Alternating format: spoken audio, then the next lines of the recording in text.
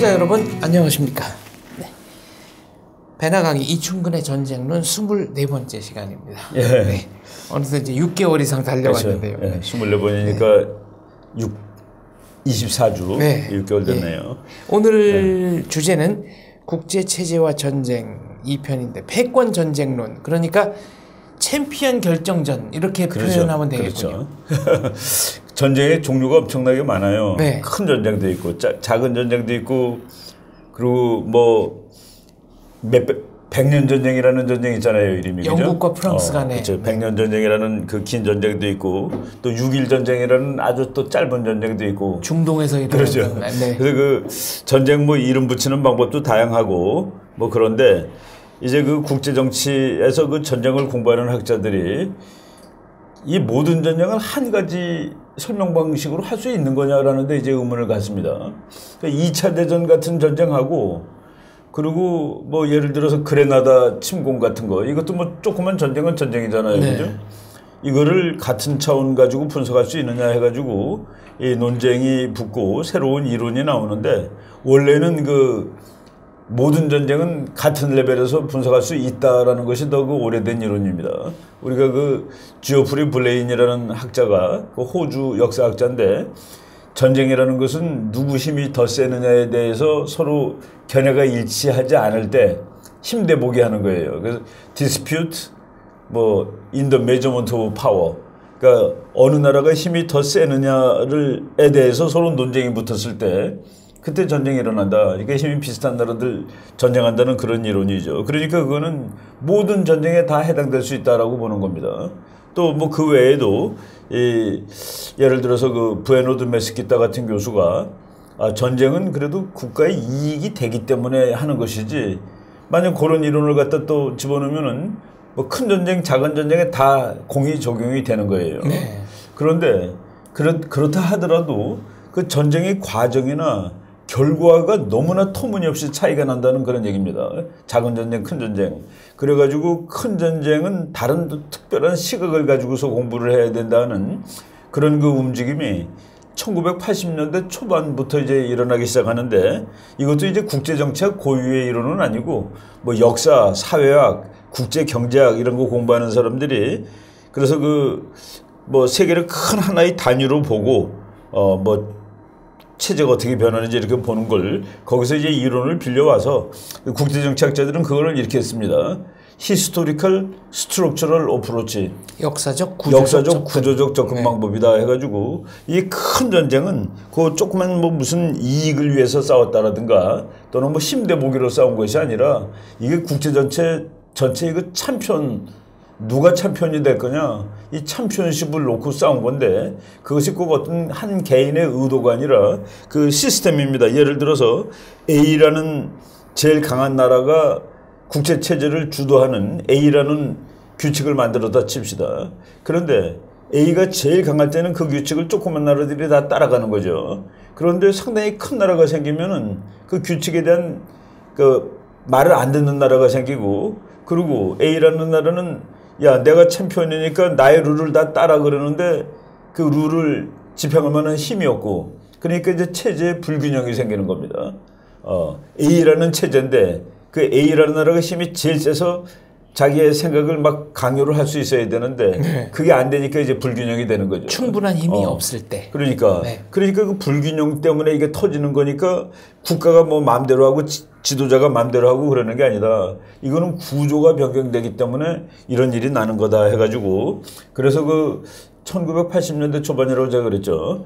1980년대 초반부터 큰 전쟁만 따로 띄어서 공부를 하는 그런 경향이 생깁니다. 물론 이제 뭐 미국적인 그 학문적인 배경도 있어요. 뭐 조그만 것들 다 해봤자 국제체제에 아무런 영향도 안 미치는 거, 뭐 이것까지 우리가 다 공부하느라고 뭐 피곤할 필요 없다는 그런 얘기죠. 지역적인 전쟁은 빼고 가자. 지역적인 전쟁 빼고 가자는데, 그런 것 중에 이제 대표적인 그 저술이라고 할 수 있는데, 이 책이 이제 나오기는 1983년에 나온 책입니다.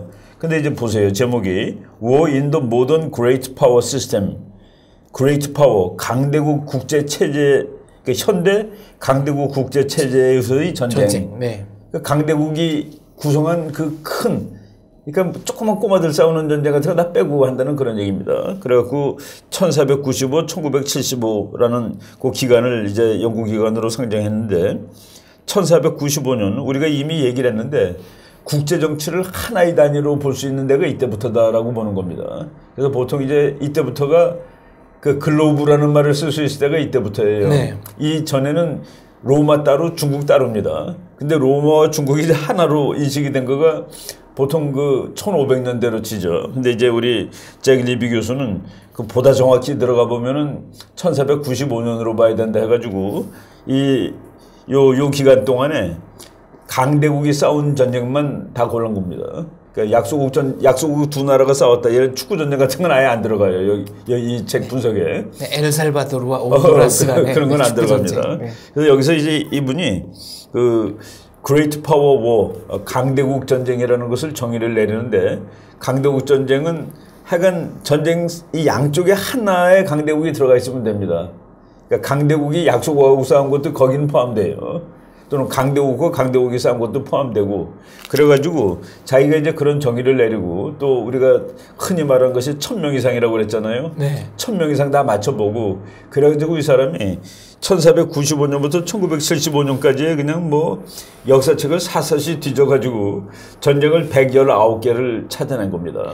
그 기준대로라면 여기 명나라가 참전했던 임진왜란도 들어가겠네요. 여기 그건 안 들어가 있어요. 모든 그레이트 파워 시스템을 서구 체제로 또 이제 한정을 했습니다. 이 시기에는 들어맞지만 그렇죠. 네, 서구로 한정을 했어요. 그래서 제가 박사 논문 쓴 거가 이거의 동양판을 쓴 겁니다. 네. 이거 이제 잭 리비 이거가 1976년에 위스콘신 대학 국제정치학 박사 논문인데 네. 그 논문이 미국 전체 최우수 학술 논문상을 받았습니다. 아주 그 난리는 학자죠. 그래가지고 이제 조교수 때 텍사스 대학 조교수 때 이제 이 책을 낸 건데 이 사람이 내가 그래서 이분한테 당신 그 기법을 그대로 다 빌려 쓰고 이 데이터를 동양 거를 한번 찾아보겠다. 그래서 나는 동양 거를 131개를 찾아가지고 했습니다. 이 사람은 이제 서양 거 119개 가지고 했고 그래서 이 119개 가지고 자기가 이제 뭐 별걸 다 해보는 거예요. 그러니까 이 쭉 1495년부터 되면서 양극 체제인 적도 있고 다극 체제인 시대도 있고 일극 체제인 시대도 있고 그러니까 우리가 말하는 어떤 시스템이 평화롭냐를 할 수 있는 그 기초 자료가 되는 것이죠. 그리고 다극 체제 때는 전쟁이 몇 개 일어났는지 양극 체제 때는 몇 개 일어났는지 그 기간은 몇 년이었는지 다 이렇게 갖고 계산해 보면은 그 전쟁의 치열도 그 전쟁의 빈도, 치열도라는 거는 사람이 얼마나 많이 죽느냐 뭐 이런 얘기입니다. 그리고 전쟁의 빈도는 얼마나 전쟁이 자주 일어나느냐 뭐 하여간 그 여러 가지 변수를 다 계산을 했죠. 그래서 이 학자가 계산해 놓은 거 보니까 이제 그 전쟁에 이 119개 전쟁 중에서 이 평균이 그 119개 전쟁의 길이 평균이 4.4년입니다. 그리고 참전 국가 수는 2.2개, 그 119개 다 한 거예요. 그리고 인명 피해가 28만 명입니다. 어마어마하군요. 그렇죠. 이렇게 요새 사람들이 전쟁은 안 나. 1000명 죽잖아. 전쟁 평균이 28만 명이라는 얘기죠. 그러니까 전쟁에 그 무지하게 사람 많이 죽습니다. 그 중에서 이제 여기 보면 30년 전쟁은 이게 여기서 이 잭 리비 교수가 한 것은 배틀됐습니다. 그러니까 민간인 죽은 건 안 치는 거예요. 전사자만 치는 거예요. 전투하던 그 군인들 사망자를 치는 건데 군인들 사망자가 28만 명이라는 겁니다. 여기 뭐 민간인 불타서 죽고 뭐 이런 건 안 들어가는 거죠. 그런데 30년 전쟁이 그 지금의 독일이죠. 거기서 행해진 전쟁인데 배틀데스가 200만이 넘습니다. 야, 이거는 그 상상 바뀌죠, 그죠? 그리고 1701년부터 1713년까지 그 스페인 왕위 계승 전쟁이라는 게 있는데 거기서 죽은 군인들만 125만 1000명입니다. 단위가 다르네요. 그러니까 제가 생각한 거하고. 우리가 며칠 전에 얘기할 때 어떤 그 정치가가 1000명 죽기 때문에 미국 전쟁 못합니다. 그래서 제가 걸프 전쟁할 때는 미국이 시체를 담을 백을 10,000개를 준비하고 시작했습니다. 내가 이제 반문한 적이 있었잖아요, 그죠? 그 우리나라 사람들이 이제 전쟁을 하도 오래 안 하다 보니까 한국 전쟁도 군인만 98만 죽은 거로 이 책에 기록이 돼 있습니다. 군인만. 민간인까지 지금 한 300만 되는 거로 치죠. 그냥 부연하자면은 미국이 인명을 굉장히 중요시하는 나라기는 하지만 일단 전쟁을 하기로 결심을 하면 그 인명 같은 거 안 따지고 하는 거죠. 예, 10,000명 정도는 전사해도 상관없다. 그렇죠. 각오한다. 그렇죠. 각오하고 네. 하는 거죠. 네, 이런 결의를 다지고 참전한다는 그렇죠. 얘기고 그렇죠. 실제로 그렇게 참전한 경우가 많고. 그리고 우리 케네디 대통령 경우도 얘기했지만은 핵전쟁의 확률은 반이라고 하고서 그러니까 아무것도 안 해도 된다는 사람들이 있었습니다. 그러니까 네. 뭐 조금 해나가지만은 그 큐바에 미사일이 있어도 미국이 가만히 있으면 괜찮은 거 아니냐 그랬는데 케네디 대통령은 이거 빼가. 근데 그 작전을 하기 위해서 진짜 핵전쟁이 발발할 확률을 자기는 50%라 네. 본다 하는데 그걸 하더라는 얘기죠. 그리고 그 외에도 나폴레옹 전쟁은 186만 9천 명. 이건 뭐 완전히 군인만. 네. 그리고 1차 대전은 773만 4,300명. 이때부터는 100단위까지 숫자가 나오죠. 2차 대전은 1,000만 명이 넘습니다. 1,000만 명이 군인 사망자가. 그리고 민간인 사망자까지 치면 한 6천만 정도 잡거든요. 6천만 명. 그래서 이제 여기서 그럼 6천만 명 죽은 전쟁, 군인만 180만 명 죽은 전쟁하고 1,000명 죽은 전쟁하고 어떻게 같이 분석을 하느냐는 그런 게 나오죠. 그래서 잭 리비 교수가 계산해 보니까 그 119개의 전쟁에서 죽은 사람을 다 내놓고 보니까 5개의 전쟁에서 80%가 그러니까 거대한 전쟁, 이른바 그렇죠, 패권 전쟁에서 그렇죠. 네, 사망한 전사 그러니까 숫자가 압도적이다. 평균이 28만 명인데 네. 그런데 전체를 놓고 보면은 28만 명을 넘는 전쟁이 12개입니다. 그런데 12개 중에서 5개만 잘라보면은 모든 인명피해의 80%를 그 5개의 전쟁이 낸다. 그래서 이 전쟁을 따로 공부해야지 이거를 뭐 그냥 뭐 국가의 유틸리티를 위해 그러니까 계산해 보니까 그게 이익이 돼서 싸웠다. 이거 180만 명씩 죽고 1,000만 명 죽고 그런 건 국가의 이익 계산으로 하기에는 좀 너무나 황당한 숫자죠. 그러니까 이른바 제1차 세계대전, 제2차 세계대전 이런 것들은 따로 떼서 공부를 그렇죠. 해야 된다니. 그래서 따로 떼서 공부를 해야 된다 해갖고 나온 연구 방법이 바로 역사적 구조적 접근입니다. 네. 이거는 어떤 나라가 계산해서 싸우거나 뭐 힘대보기 하거나가 아니라 구조 자체가 구조가 삐꺼덕해가지고 그러니까 구조가 무너진 거다는 얘기죠. 그러니까 구조가 무너지다 보니까 그냥 이 어마어마한 전쟁들이 난다는 그 얘기인데 그래가지고 이제 이 같은 분석 방법을 적용할 수 없다라고 하고 그래서 큰 전쟁, 작은 전쟁 다르게 봐야 된다라는 이론이 나오는데 여기서 이걸 다르게 보게 되면은 그 국제정치의 모든 그 가설들이 많이 이렇게 깨져나갑니다. 뭐냐면은 국제정치의 일반 가설이 국제정치는 무정부 상태다. 네. 무정부 상태라고 하는 거는 질서가 없다는 소리는 아니지만은 그 위에 권위가 없다는 소리죠. 그러니까 조그만 나라, 큰 나라가 있는데 그 나라 사이의 질서는 분명히 있습니다. 큰 나라의 힘에 의해서 꼬마 나라가 덤비지는 못하죠. 그런데 그 작은 나라가 큰 나라를 그래 너는 나보다 더 위에 있어 라고 인정하지 않는다는 그 얘기입니다. 그 법이 없는 것이죠. 그러니까. 그래서 그 무정부라고 그랬는데 바로 이 구조적 역사적 접근 방법을 하게 되면은 국제정치를 일단 무정부로 보지 않습니다. 일종의 질서와 룰이 있는데 그게 깨지는 게 전쟁이니까 전쟁이 깨지기 전에는 룰이 있는 거죠.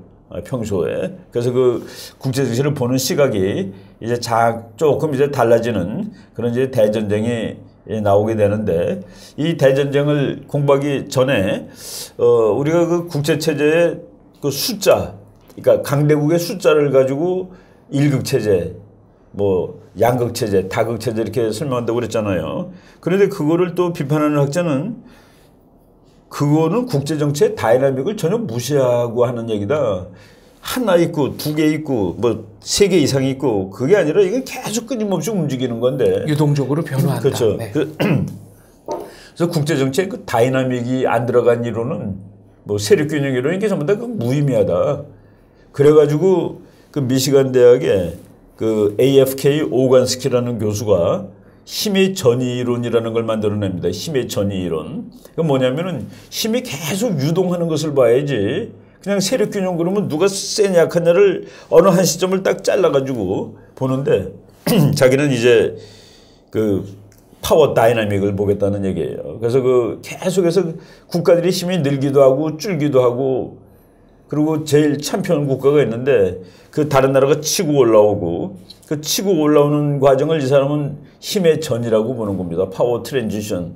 그래갖고 파워 트랜지션이라는 그 이론은 언제 전쟁이 일어나느냐라고 얘기하면은 강대국이 안정적으로 있을 때 그때는 괜찮은데 그 2등, 3등인 국가가 치고 올라올 때 그때 그 나라들은 기존의 질서를 부수려고 그러고 그리고 원래 있던 나라는 기존의 질서를 유지하려고 그러고 그래서 그 부수려는 힘하고 유지하려는 힘이 부딪힐 때 그때 이제 큰 전쟁이 난다. 이것도 이제 대전쟁 이론인데 이거는 2등 국가가 맹렬하게 올랐을 때 그때 전쟁이 난다는 이론이죠. 그래서 이거를 오간스키가 파워 트랜지션이라고 이름은 붙였는데 이거가 옛날에 나와 있던 이론이 그 펠로폰네소스 전쟁사를 쓴 투키디데스도 그 얘기를 한 겁니다.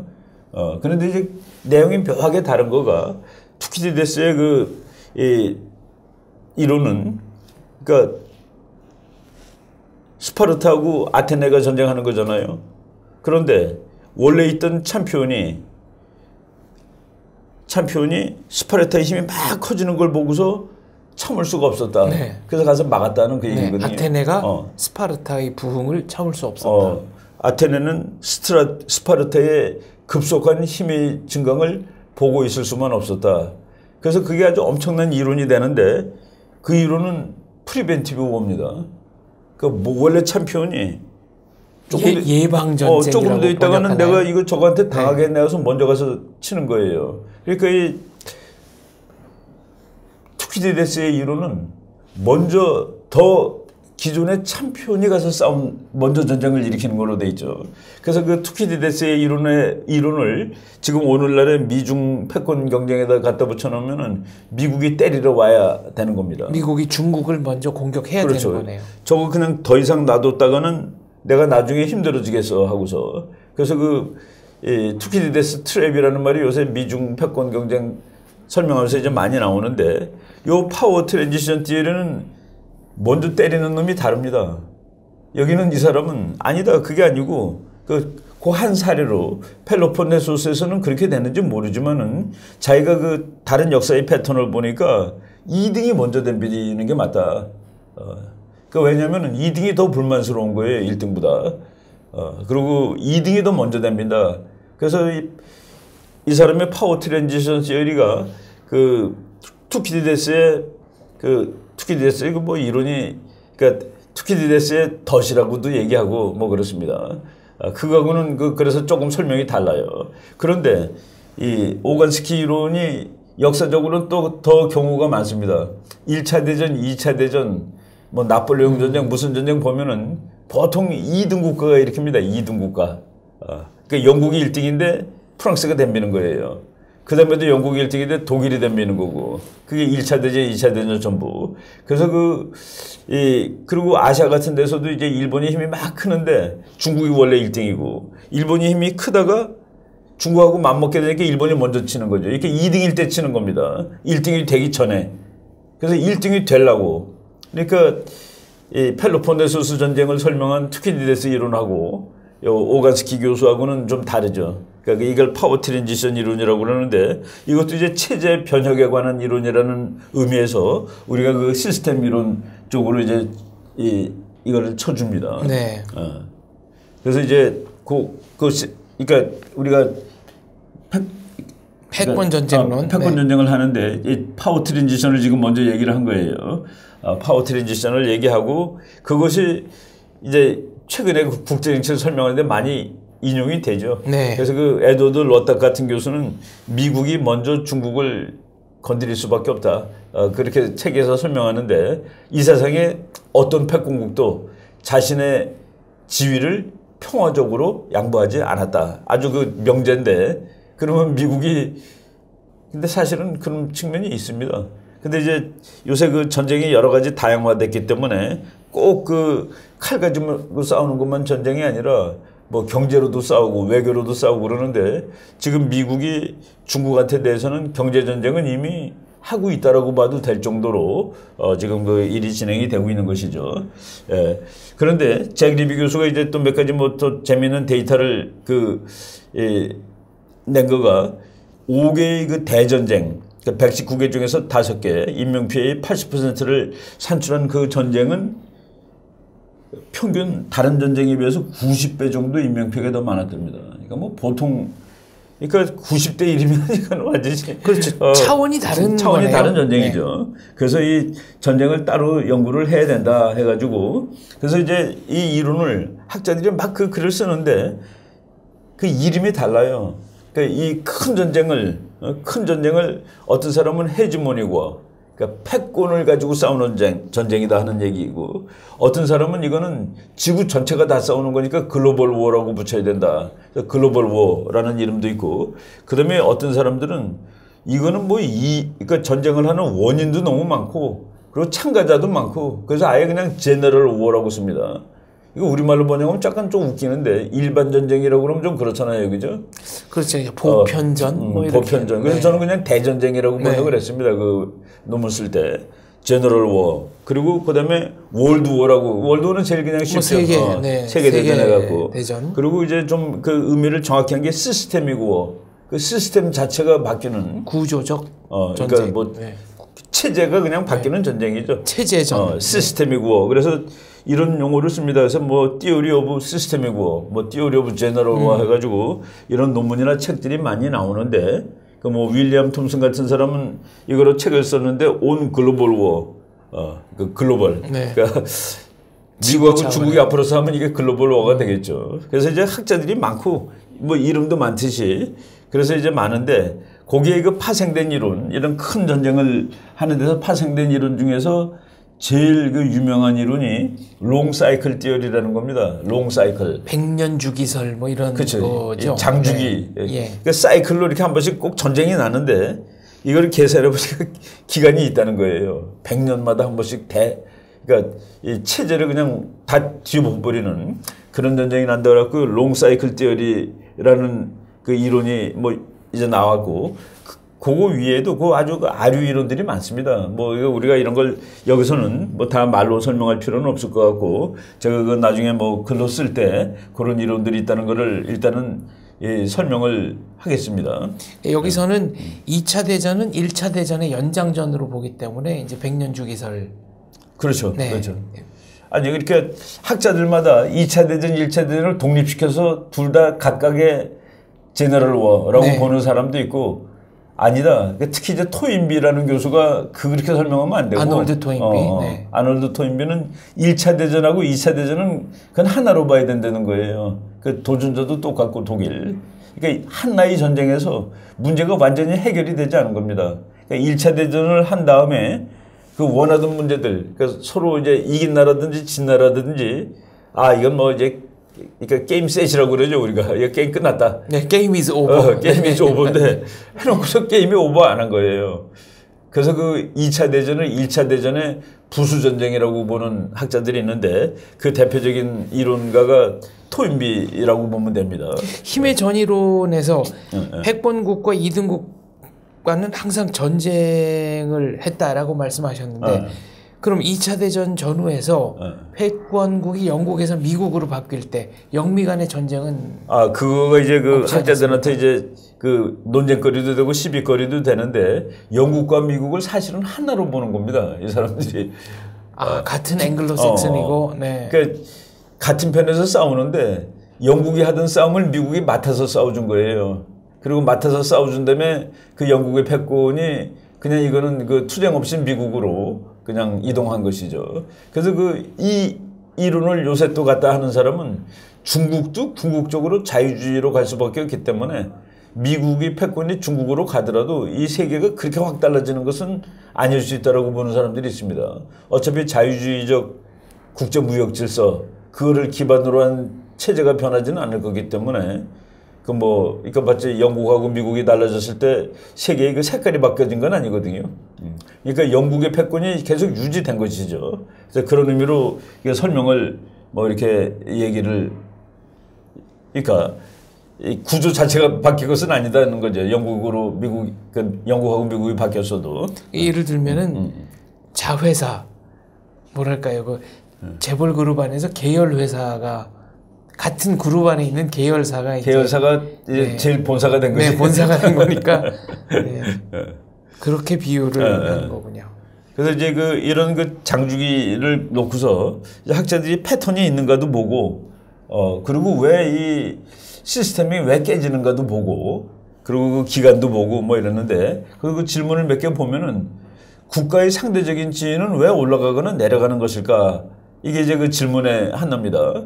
우리가 지난 시간에 그랬죠. 국제 정치는 부익부빈익빈이 아니라 오히려 흥망성쇠다. 네.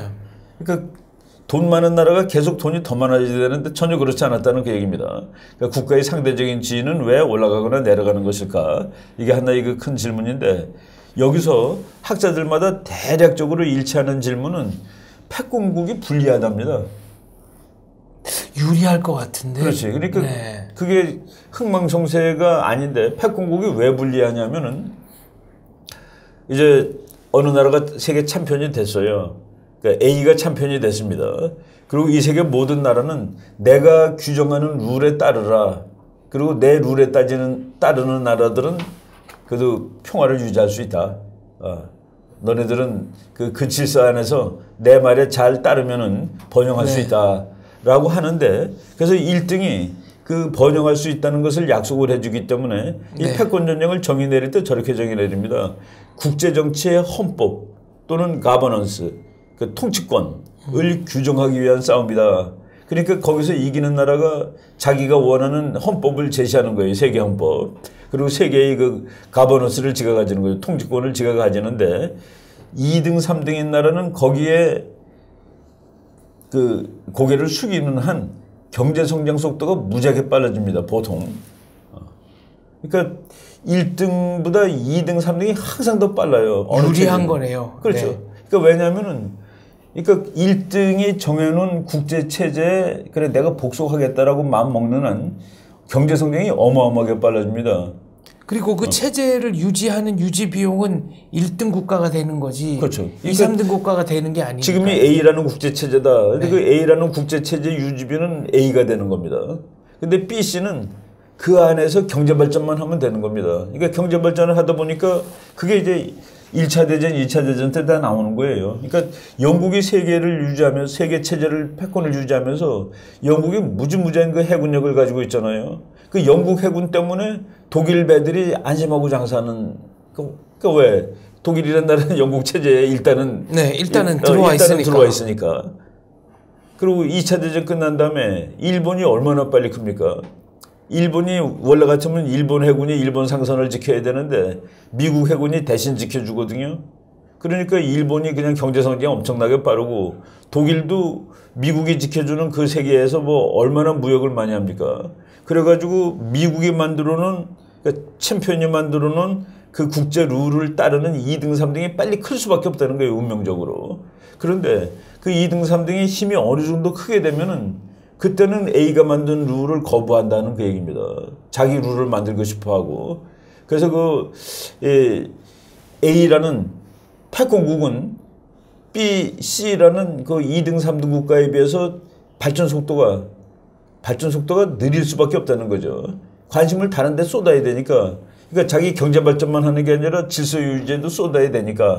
그래서 이 이론이 우리가 말하는 그 막스주의자들이 말하는 패권국은 말이야 지 혼자 다 끌어가는 거야 라고 역사적으로 틀리게 나왔다는 그 얘기입니다. 그래서 그 패권국의 경제 성장률이 이제 2등, 3등보다 항상 늦었고 그리고 2등, 3등이 힘이 셌을 때는 근데 그것도 또 문제예요. 그냥 계속 경제 성장을 더 하시지 왜 군사력으로 바꿔가지고 왜 꼭 1등이 되려고 하는가? 1등이 되려고 하는가? 이게 이제 국제 정치에 그러니까 이건 뭐 비극도 되고, 비극도 되고 이제 자기가 1등이 돼야겠다는 그 야망이 그게 없는 건 또 나라가 아니에요. 그렇죠. 그렇죠. 네. 그래도 그냥 2등, 3등 하면서 편하게 살면 될 것 같아요. 그러니까 이제 그 중국 사람한테 지금 물어보면 될 거예요. 너 그냥 미국이 깔아놓은 몽 속에서 계속 돈 벌고 춤추고 그러면 되는데 왜 자꾸 칼을 갈고 있니? 그거 이제 중국 사람들도 스스로 답은 그겁니다. 나도 내가 한번 1등 해보고 싶어. 그게 답입니다. 그래서 그 국제 정치는 그래서 끊임없는 힘의 추구. 그런데 그 1등 국가가 이제 오간스키 교수는 2등이 먼저 됩니다라고 그랬고, 그리고 저 투키디데스 2400년 전 무석에 오면은 1등이 미국이 먼저 될 거다라고 네. 그 이론이 나올 수 있고, 이렇게 그 어떤 게가 더 많은지 모르는데 하여간 1등이 2등보다 힘을 들이는데 불리했다라는 거 아주 참 그렇잖아요. 미국이 지금 경제 성장률이 다른 나라보다 훨씬 늦거든요. 그렇죠. 일본이나 독일이나 그리고 뭐 중국이나 그리고 아시아 뭐 몇 마리 뭐 네 마리 타이거라든가 네. 보면은 미국은 경제 성장률이 상대가 안 됩니다. 근데 이제 여기서 요것도 조금 그 옆으로 세 가지고 설명하면은 폴 케네디 교수가 최근에 거기에 대한 그 재밌는 설명을 한 거가 뭐냐면은 지금 우리가 얘기한 데까지 맞아요. 그런데 그러면 1등이 이제 자기 지위가 위협받는다고 생각을 하는데 그 위협받을 때 그 위협에 어떻게 반응하느냐가 군사적으로 보통 반응한다는 그 얘기입니다. 지나라가 경제 성장이 늦어가지고 2등, 3등보다 경제력에서 그 도전을 받았는데 그러면은 국제 질서를 지가 유지하겠다는 그 소망을 버리고 나는 이제 군사는 좀 줄이고 경제 발전에 힘을 써야 되는데 경제 발전에 힘을 쓰지 않고 오히려 군사적으로 더 나간다는 얘기예요. 그래서 그거를 그 폴 케네디 교수가 그 도전받는 강대국이 그 반응하는 양식이 밀리터리 오버 익스텐션. 그러니까 경제력을 발전시키려고 노력을 해야지 일본이 덤비고 독일이 덤비면은 중국이 덤비면은 미국이 내가 돈을 더 많이 벌 생각을 하지 않고 이거를 그러니까 군사력을 더 늘린다는 거예요. 그러니까 자기가 유지하던 세계 질서가 사실은 경제 때문에 위협을 받는데도 불구하고 행동은 군사로 나간다. 그래서 그거를 폴 케네디 교수는 그 오버 익스텐션, 과도 팽창 줄여야 될 텐데 네. 자기 일을 줄여야 되는데 오히려 느리고 있다. 그 과도 팽창을 하게 되니까 오히려 경제가 더 망가지고 그리고 그것이 과도 팽창하는 과정에서 군사적인 그 갈등이나 분열을 일으키고 그래서 이런 식으로 그 국가들이 대응하는 양식이 합리적이지 못하다라는 걸 얘기했습니다. 지금 우리가 방금 얘기했는 데서 이제 찾아낼 수 있는 거가 2등, 3등인 나라는 그 1등이 깔아놓은 몽석에서 그냥 잘 지내고 돈이라도 벌지. 네, 지내면 되지. 근데 왜 군사력 더 늘리고 뭐 스트레스 만들고 난리냐는 그런 거죠. 그리고 폴 케네디 교수 같은 사람은 1등인데 너는 지금 국제적인 그 군사 기지를 다 줄이고 들어와서 경제 발전을 할 생각을 해야 되는데 네 지휘가 위험을 받는다고 오히려 거꾸로 나가면 어떡하냐는 그게 이제 1등하고 2등, 3등이 논리가 똑같다는 소리예요. 그 1등은 내가 죽어도 1등을 해야 되겠어 하는 그 강박관념. 2등, 3등도 내가 왜 2등, 3등에 만족할 그건 아닌 것이죠. 그래서 모든 국가는 권력을 추구한다라는 그 한승봉에서 이론이 나오는 겁니다. 그리고 권력 추구는 끝이 없어요. 권력 추구가 끝이 없다. 근데 끝이 있다라는 것은 케네트 왈츠 교수의 이론이고 정말 끝이 없구나가 이제 이번에 나온 그 미어쉐이모 교수의 이론입니다. 강대국은 힘이 세졌는데 어느 정도 세져서 충분히 자기가 압도하는데도 불구하고 더 늘리려고 노력한다는 그 얘기죠. 그리고 이제 이 같은 국력의 흥망성쇠 과정은 일정한 간격을 두고 규칙적으로 발생하는 것이냐. 근데 이제 이것도 학자들마다 다른데 다른 이유는 어느 데이터를 썼느냐에 따라서 다릅니다. 그러니까 이제 지금 헤제모니 구호가 몇 개 일어났느냐도 1500년부터 시작하는 건 다 맞는데 퀴슈라이트는 15개라고 보고 그리고 보통 다른 사람들은 5개라고 봅니다. 나는 그 5개 설이 더 맞다고 보는데 5개라고 보면 500년에 5개가 맞잖아요. 그죠? 그러면 롱사이클이 100년이 맞아 떨어지고 15개 알게 되면은 그거 틀립니다. 그래서 그 규칙적으로 발생하는가. 근데 그 사이클리카인가 그러니까 이렇게 되는 게 사이클이죠. 이렇게 올라가는 게 리니어고. 네. 근데 사이클로 보는 겁니다. 그러니까 그래서 강대국은 영원하지 않다라는 거가 이제 역사적인 경험이죠. 그래서 미국도 영원하지 않을 거다라고 또 갖다 이제 붙이는 겁니다. 그리고 세계적인 분쟁 시대에 나타나는 양상은 반복적인 것인가? 이제 지금 학자들은 반복적이라는데 대강 이 결론을 두고 있습니다. 그래갖고 자기 이론이 맞는다는 거가 한 나라가 부익부 빈익빈이면 반복적이 아니라 이건 리니어입니다. 한 날 쭉 가니까. 그런데 그게 아니기 때문에 반복이 된다는 그리고 사이클이 있다는 거. 그리고 거기에서 이제 다극 체제는 양극 체제보다 더욱 안정된 국제 체제인가. 이게 2등, 3등이 덤벼들면 다극 체제가 되죠. 네. 힘이 들면은 혼자 1등일 때는 1극 체제고 또 2등이 하나밖에 없을 때는 양극 체제가 되고 이것도 이제 우리가 지난 시간에 이미 얘기했지만은 롱 사이클 공부하는 사람들이 다극 체제가 양극 체제보다 뭐 안정적이냐 이런 거 공부합니다. 그리고 불균등한 경제 성장의 패턴의 역할은 무엇인가?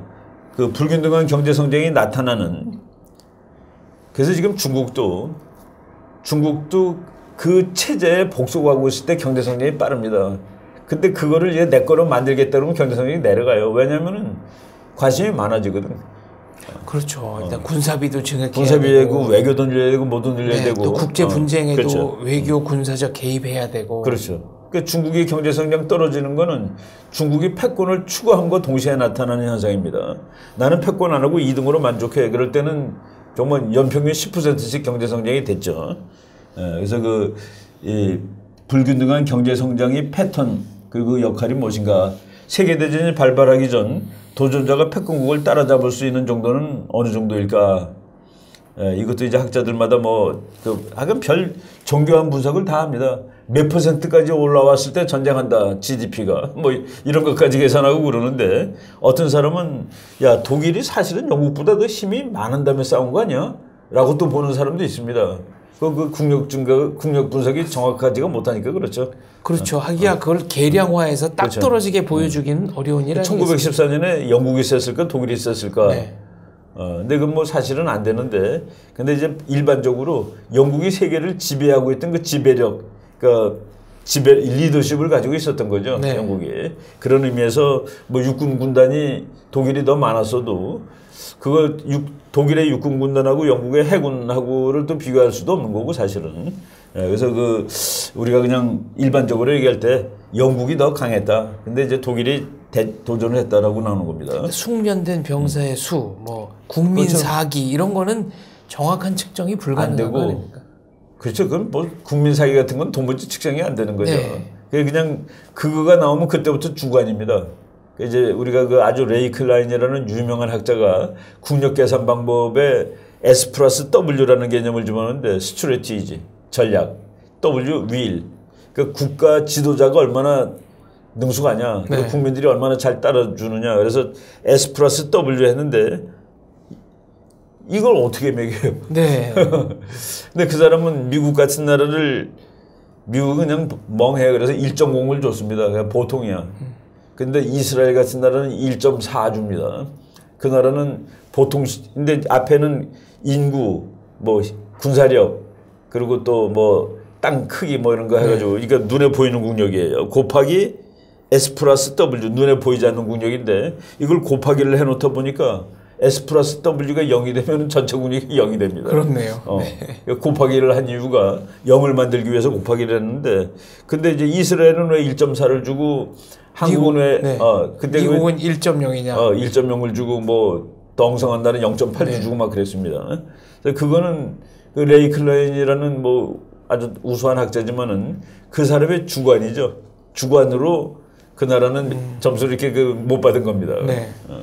그래서 어느 정도까지 따라왔느냐 이것도 이제 이게 질문은 되는데 그리고 다양한 국가들이 그들이 처한 지위를 이해할 수 있는 능력은 그러니까 지금 어떤 사람은 미국 보고 폴 케네디가 그렇게 얘기했어요. 레이건 보고 너희 처지를 좀 알라. 지금 너네는 망해가고 있어. 근데 망해가고 있는 나라가 그렇지 않은 것처럼 행동하고 있다라는 그런 아주 조롱조의 질문을 한 적이 있었습니다. 신문 글에. 다양한 국가들이 그들이 처한 지위를 이해할 수 있는 정도는 뭘까? 비렐리 밀세 같은 사람 내가 이제 지금 싸운 영국한테 이길 수 있을 것 같아. 그것도 자기 착각한 거죠. 그리고 일본이 아시아 다 먹을 수 있을 것 같아.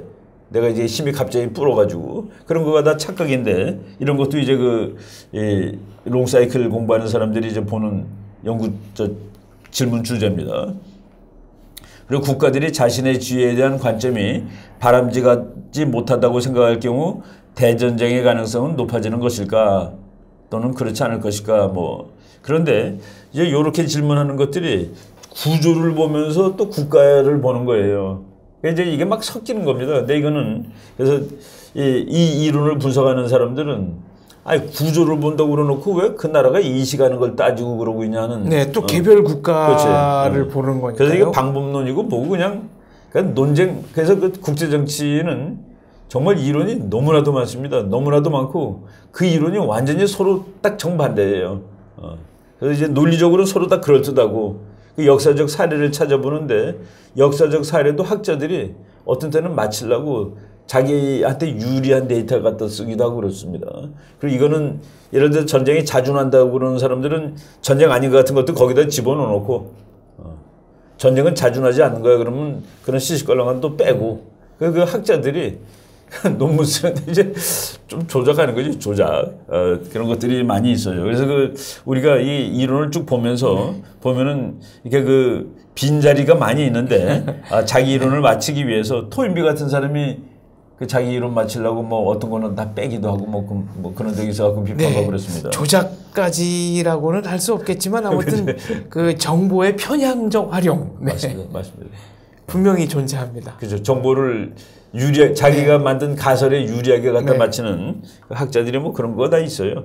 근데 뭐 어쩌겠습니까 그게 이제 그래갖고 그 자기 이론을 또 그 뭐 유명한 학자일수록 무슨 이론을 하나 만들어야 되잖아요. 뭐 국제정책에도 뭐 길핀의 무슨 이론, 뭐의 누구 이론, 오간스키의 뭐 파워 트랜지션, 투키디데스의 뭐 해가지고 그 이름이 하나 붙으면 영원히 가거든요. 그래서 미오쉐우머의 뭐 오펜시브 리얼리즘, 공격적 현실주의 이론, 그 이름이 하나 붙은 사람은 뭐 대가로 이제 칭송을 받고 그렇게 됩니다. 그래서 그 여기 이제 막스주의적인 사람들도 있고, 막스주의적인 사람들은 그 이제 자본주의 국가들끼리 치고받는 과정에서 이런 대전쟁이 난다고 해가지고 뭐 우리 자세히 다 설명할 수 없지만은 그 임마누엘 wallerstein이라는 아주 유명한 이 사람은 사회학자인데 전 세계가 한 지난 몇백 년 동안 커가는 과정을 지구 전체를 하나의 그 자본주의 경제 체제로 보고 그 자본주의 경제 체제에서 나타나는 모순 뭐 이런 것들이 이 대전쟁을 일으켰다라고 이렇게 얘기를 하고 있는 것입니다. 그리고 패권 전쟁을 이제 쭉 보면은 역사적으로 뭐 어떤 것이 패권 전쟁이냐? 그 퀸슈라이트가 제일 많이 했던데 15개라고 그랬습니다. 15개 그냥 한번 읽어나 보겠습니다. 30년 전쟁. 독일에서 뭐 이거 완전히 이거 끝난 다음에 이제 현대 국제 체제가 생겼습니다. 이때까지는 이거 종교 전쟁 형식인데 30년 전쟁 꼭 정말 해수도 30년이에요. 1618에서부터 1648년인데 이거 그때 그 당시에 인구의 3분의 1이 죽었다라고 돼 있습니다. 계산상으로. 인구의 3분의 1이 죽었고 그다음에 프랑스 스페인 전쟁 그리고 루이 14세와 대항한 1차 연합전쟁 그다음에 루이 14세에 대항한 2차 연합전쟁 그 프랑스가 유럽에서는 제일 강한 나라였죠. 스페인 왕위전쟁 이게 아까 말한 그 125만 명 정도 죽은 전쟁입니다. 그리고 사국 동맹 전쟁, 폴란드 왕위 계승 전쟁. 왕위 계승하는 거 가지고 사실 나는 요새 한반도도 왕위 계승 전쟁 아닌가 하는 그런 생각이 들어요. 특히 북한 같은 거. 그런 측면이 분명히 왕위 계승이지.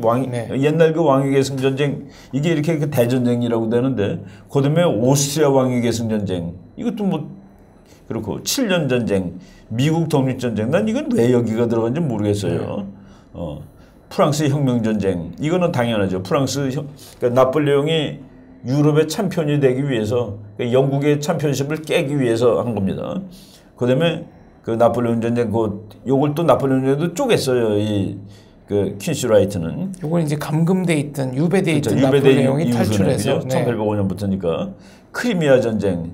크리미아 전쟁을 그 다른 학자들은 유럽의 그 외교 황금 시대에 일어난 조그만 반칙으로 치는데 이 사람은 대전쟁에 넣습니다. 1차 대전, 2차 대전 뭐 이렇게 집어넣고 그런데 이제 제일 많이 하는 그 5개의 전쟁을 보통 치는데 장주기 100년 그리고 지난 국제체제 500년 그러니까 큰 전쟁 5개 딱 이렇게 해갖고 그리고 패권국이 5번 있었습니다. 나라는 4나라인데 왜냐면은 영국이 2번 200년을 영국이 이제 장악을 했거든요.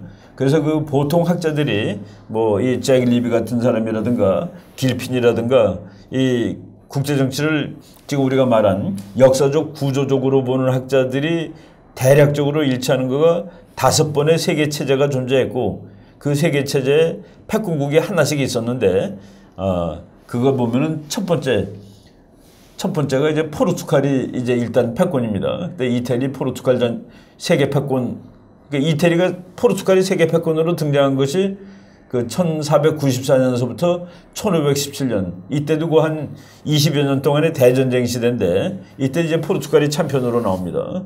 그 다음에 네덜란드가 이제 2기의 챔피언이 되죠. 2기에. 그리고 3기 챔피언이 영국인데 영국. 4기 챔피언도 영국입니다.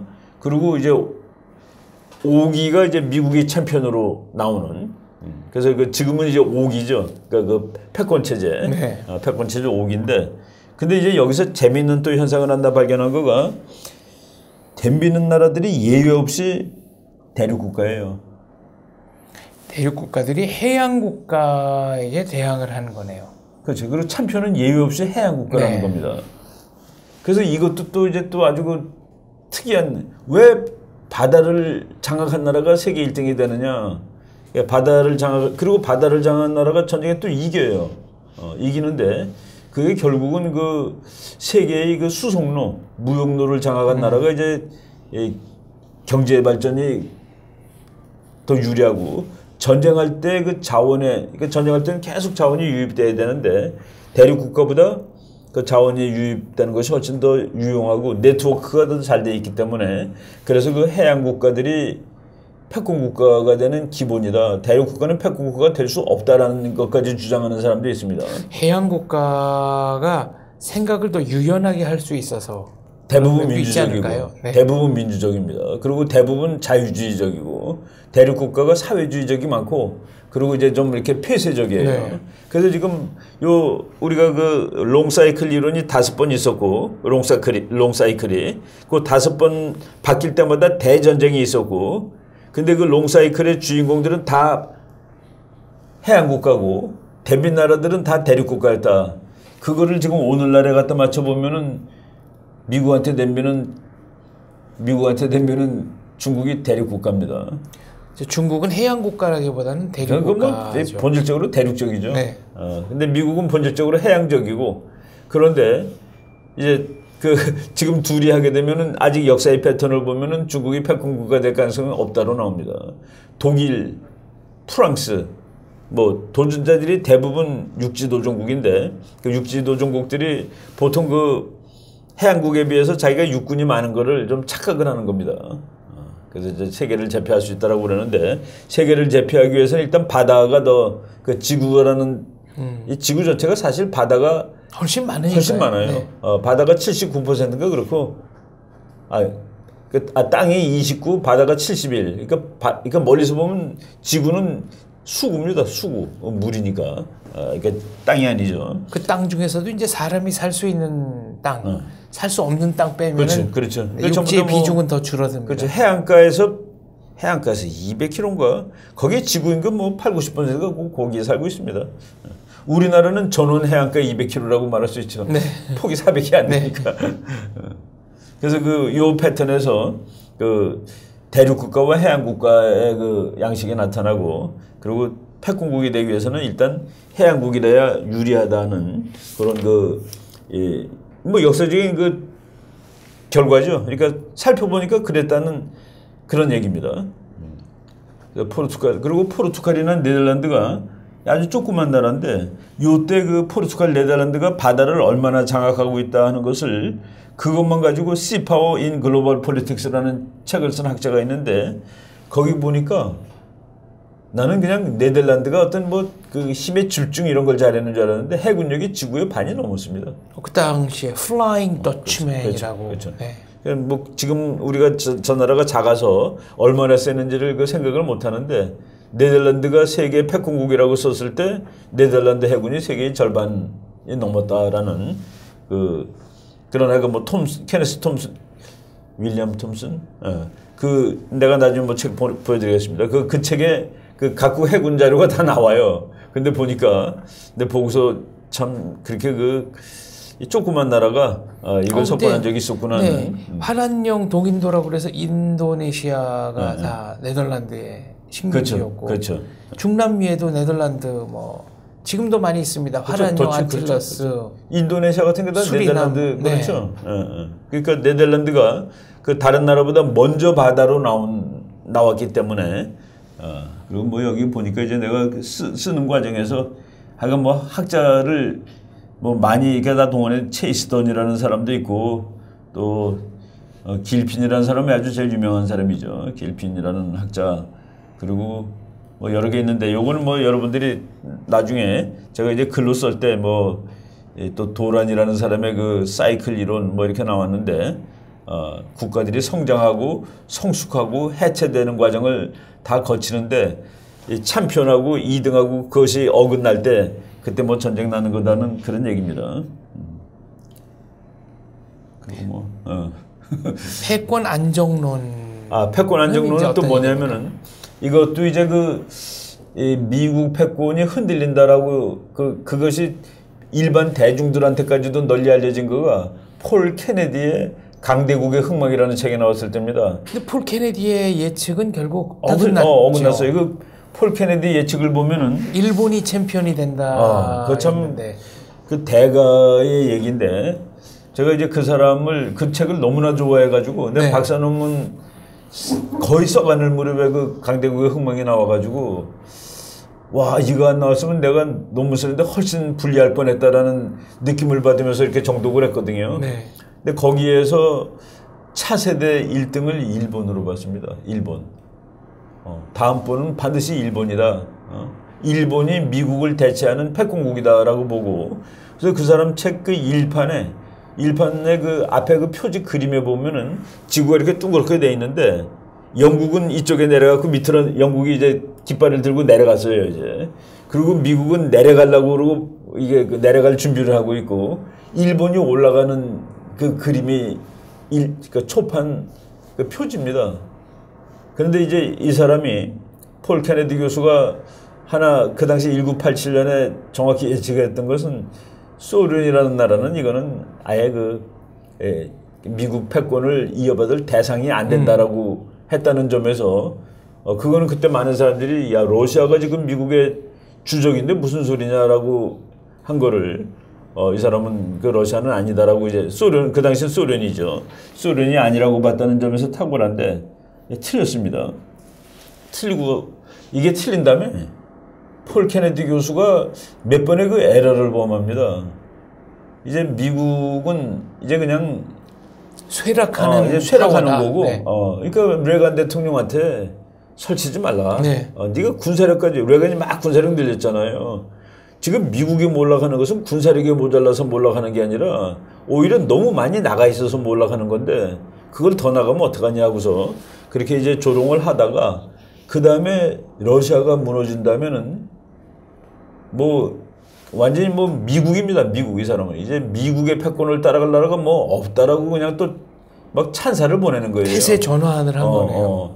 그러다가 또 한 2010년에 이제 중국이 나타나면서는 미국의 시대는 이제 영원히 저물었다라고 또 쓰고. 그 내가 그 미국이라는 책을 뭐 또 이렇게 쓰면서 그 쭉 자료 찾아보고 이렇게 적어놨는데 폴 케네디가 입장을 여러 번 바꿉니다.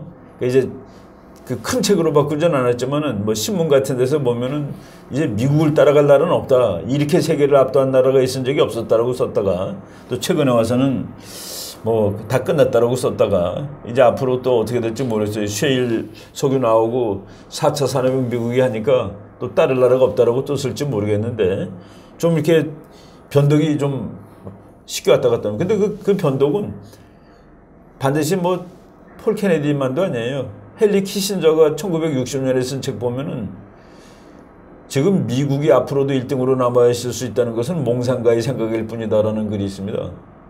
몽상가가 아니는 지금 미국이 더 이상 1등이 아니라는 것을 모르는 사람은 아무도 없다.